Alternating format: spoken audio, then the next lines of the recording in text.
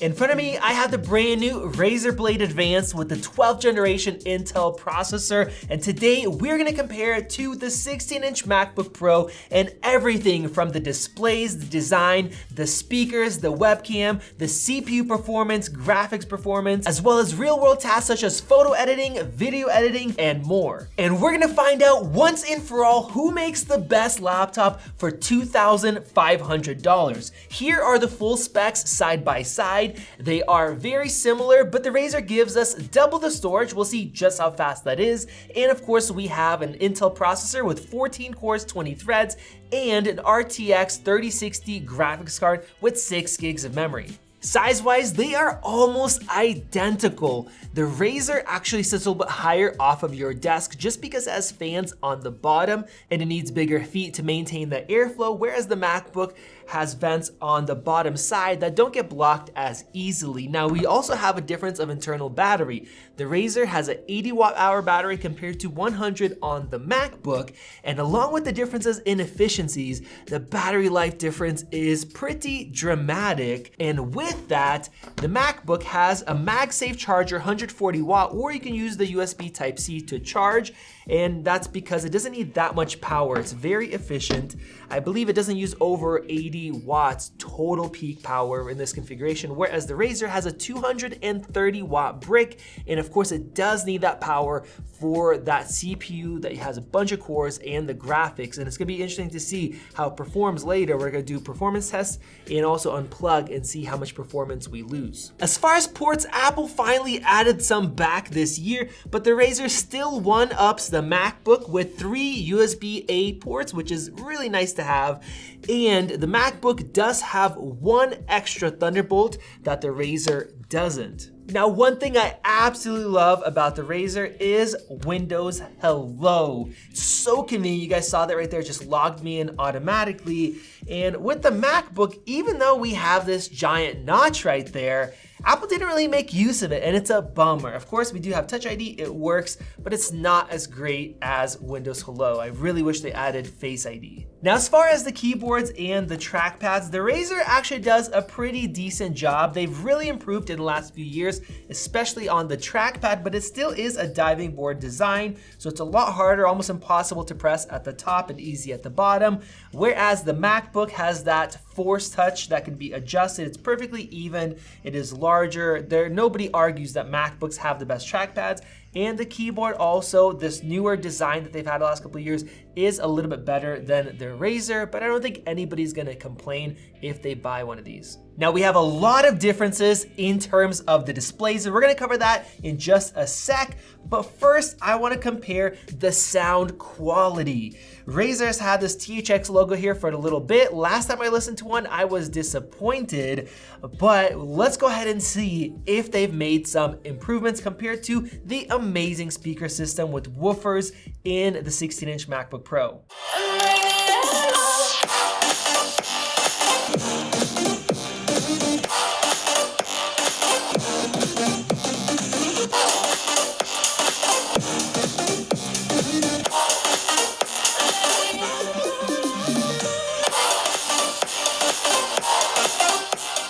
All right, guys, wow, let me know your thoughts down in the comment section below.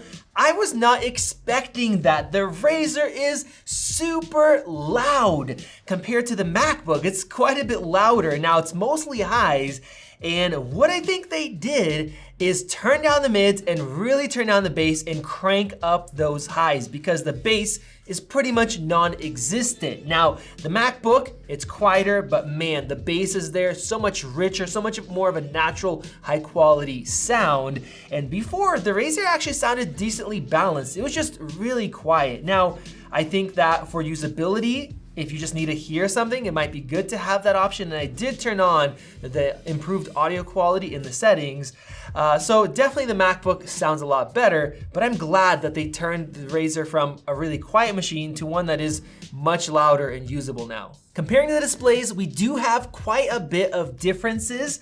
The Razer display is actually quite nice. It's a 1440p panel and it is 240 Hz refresh rate, so it's nice and smooth, perfect for gaming. Now the MacBook, this thing is a 120 Hz ProMotion, so that means it has the ability to slow down to 60 Hz and even lower to save battery life, and that really helps, whereas the Razer, you're either doing 240 or 60. Now on top of that, even though the regular brightness is 500 nits, it can reach up to 1600 for HDR content versus the Razer, which they don't give out any specs, but it looks like it's about 350 to 400 nits. The MacBook's display is definitely more color accurate with a lot of different profiles depending on what you want to do. So if you're somebody that's doing creative work, the MacBook screen is definitely nicer, but that doesn't mean that people won't buy the Razer. A lot of people do for serious work. And here is the quality of Razer's 1080p webcam and dual front-facing microphones. Overall, to me, it looks good, but you guys let me know what you see. And this is the MacBook's 1080p camera with studio quality microphones. Let me know which one looks better and which one sounds better. And now let's get into performance, starting with an SSD speed test. I have the same program with the same settings opened up on both. And look at that, both of these are incredibly fast in terms of read, with the Razer's 1TB SSD beating out the MacBook by about 900 megabytes per second. But the Mac, as far as write, is quite a bit faster, about 1,300 megabytes per second faster for the write. And then of course, if you do get a 1TB model, it's gonna cost you an extra $200. And then both of these do kick up quite a bit because this is the smallest configuration. Now I went ahead and plugged in the Razer, and I also went into the Windows settings to make sure it's set to best performance, as well as the Razer Synapse settings. And I made sure everything is set to the highest performance. We don't need to be buying a performance machine and having it running at half power. And one thing I noticed when I was setting up this Razer system was just how snappy it was, much quicker than any Windows laptop that I've used before, probably because of that 12th gen CPU. So now I'm running Speedometer 2.0. This is gonna test how quick and snappy the system is. All right, wow, that is the highest score of any Windows laptop or Windows desktop I have seen. Our Mac has 274 points or runs per minute. Incredible performance, super snappy, way faster than my Mac Pro. This thing has 257, so a little bit behind, but not much at all. And this thing is way snappier than the previous Razer we tested a few months ago. Now I'm gonna unplug it and test it again, because if you didn't know, Razer on battery power limits you to be in balanced mode only. All right, not bad. It did go down, but it's still above what AMD's best processors get in their laptops when they're plugged in. So 209 is an excellent score, and then 257 if you have it plugged in. And I did have the Windows performance settings set to maximum. So far, I'm really impressed with this 14-core Alder Lake processor, but now let's jump into Geekbench. I have it plugged back in again, and let's see what kind of performance we get with a wide variety of tasks, both single core and multi-core. All right, guys, once again, wow, this is very impressive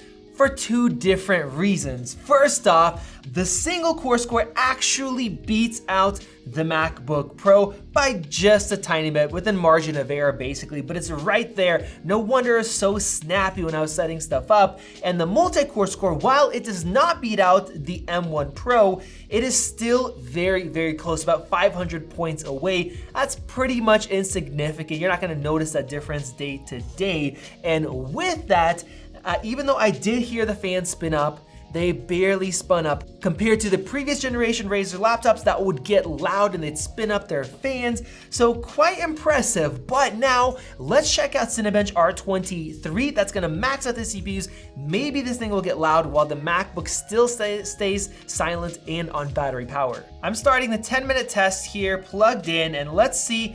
Wow, all right, we're getting 90 watts of CPU power used here in a laptop. That is incredible. The temperature is already at 90 degrees Celsius, and we're running at about 3.6 gigahertz or so. And almost right away, we drop down to 54 watts just because of thermals and about 2.8, 2.7 gigahertz compared to 3.2 gigahertz on the M1 Pro. Now this thing is unplugged. It doesn't thermal throttle. The fans won't even go more than half speed if you max out the CPU and GPU at the same time, running at 3.2 and only pulling 30 watts maximum. Now the fans are on, I hear them, but they're not excessive. Using our thermal cam, we can see that we have a ton of hot area there, 45, 46 degrees Celsius with that bar, compared to our MacBook, 37 at the max, right there actually on the display where the exhaust is coming out, meaning the MacBook runs silently and quite a bit cooler as well.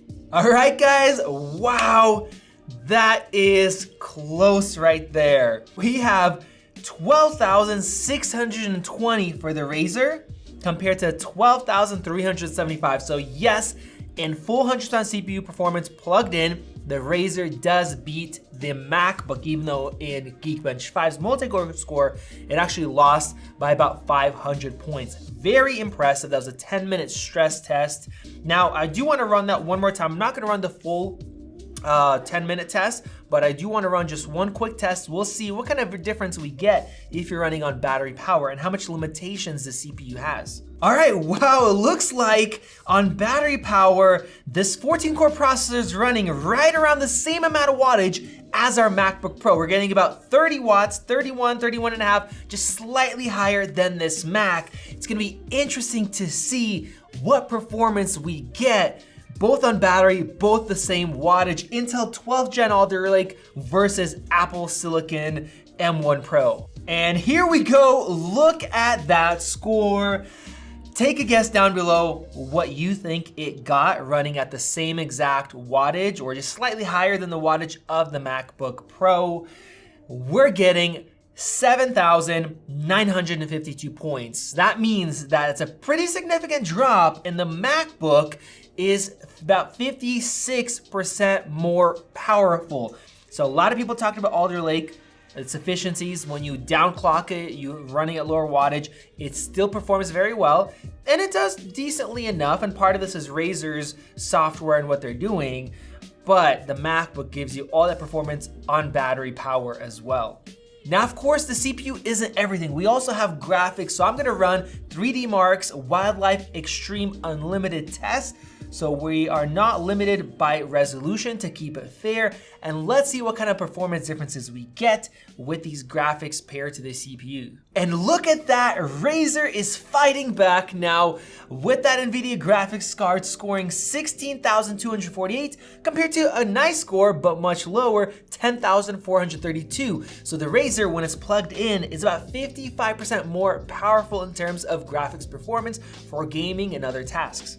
And then on battery power, that drops a lot, more than double to 7,747, about 35% slower than the MacBook on battery. So quite a swing there. Now, I know some of you guys say, hey, this is a performance laptop. You should always have it plugged in. Why would you not have it plugged in? For example, on an airplane, if you're traveling or if you don't have an outlet nearby. And sometimes it's just nice not to have to. So I appreciate that the MacBook gives you full performance, and also the fact that you can charge it with a cheap $40 USB-C bank and it'll actually run your laptop and charge at the same time as you're working on it. All right, guys, and now let's get into some other real world tests. Yes, I look a little bit different. We're having hardware issues from the audio recorders to our servers, so this is another day. But in front of me, I have Lightroom open, and this is where I'm excited to see how the performance of this 12th gen stacks up to the Apple Silicon chip. I have 50 high resolution raw images opened up here that have effects added. So every time I switch to a new photo, all those effects have to be added on and processed. And as you guys could see, the Mac is surprisingly faster, even though the single core performance is so close. Now that also has something to do with the memory. Apple uses their unified memory that's right there, right on the same chip as the M1 Pro. You guys can see this is what we had before, and Apple is still ahead here. Let's test out the brush performance. This is something that slows down the system, especially if you're using a lot of effects or changes. You guys saw that right there. We had a little bit of stutter right at the beginning. Try that again. Yep, a little bit of stuttering. It's pretty extreme right here. Let's see if the Razer is smoother. Nope, actually a little bit more stuttering. Now you wouldn't do this much of an exposure change, but that does show that we have a little bit more smoothness with the MacBook. I'm gonna go ahead and undo that brush, and I'm gonna select all 50 of these images, and let's go ahead and export these. I'm gonna start my timer here, and I have to say I'm a little bit surprised. I was expecting the Razer to beat out the Mac, but let's see how long this export takes. Right off the bat, the Mac is taking the lead. It started it almost instantly. The fans did ramp up though on the Razer right away. All right, it looks like it's starting to catch up, and just to make sure, I checked and made sure everything is set to maximum performance. All right, we are done here. Go ahead and guess how long each system took. All right, the Razer took 2 minutes flat. It's cooling down right now. The MacBook took 1 minute and 23 seconds. Not twice as fast, but a heck of a lot faster. So imagine if you had 100 photos, 1,000 photos, or 2,000 if you're a wedding photographer. That definitely makes a difference. That just shows you that raw performance doesn't really tell the whole story. And now let's get into video editing. I have this 5-minute 4K project with a couple different LUTs applied. Both of these systems are gonna have no issue editing 4K, even with multicam and different effects.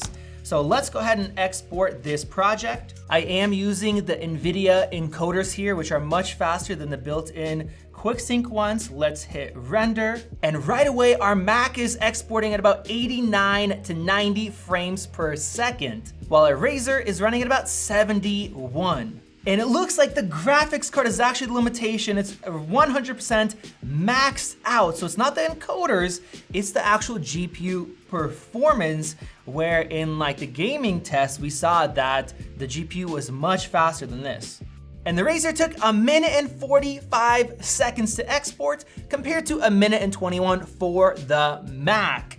So once again, just like Lightroom, we're seeing this pretty big difference in terms of real world projects. And keep in mind, the Razer, if we unplug it, it's now exporting at about 29, 30 frames per second instead of 70, where the Mac unplugged running the same exact. And that took 7 minutes and 36 seconds compared to still 1 minute and 21 on the Mac. Now, of course, the Razer does have more raw performance, so let's go ahead and stabilize a clip. This is a 1 minute clip here, and that will just show us the performance when you're rendering, analyzing, using all of that graphics horsepower.